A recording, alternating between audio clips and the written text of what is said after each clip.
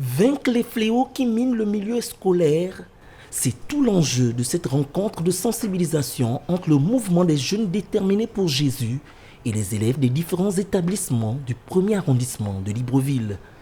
Dans cette lutte acharnée depuis 5 ans, plusieurs élèves ont pu sortir de la dépendance aux drogues et comportements malsains.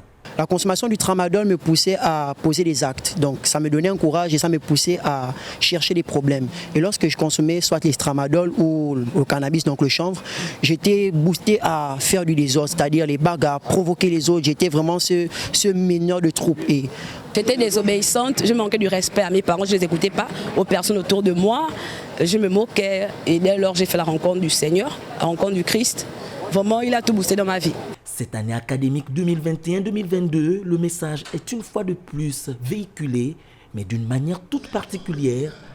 L'art sous toutes ses formes a été déployé, des chants à la danse, en passant par le slam, tout ceci pour construire les leaders de demain. Le premier point était donc d'emmener la jeunesse à prendre conscience qu'elle est l'avenir, elle est la relève, elle est l'espoir du Gabon.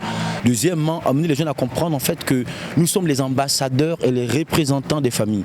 C'est alarmant, vous savez, c'est alarmant, c'est décevant, c'est désolant pour un parent d'être appelé en urgence parce que son enfant était interpellé dans un établissement avec des drogues ou avec des armes blanches. C'est alarmant. Et le troisième point, dire aux jeunes que Dieu les aime. Le mouvement des jeunes déterminés pour Jésus ne compte pas s'arrêter là.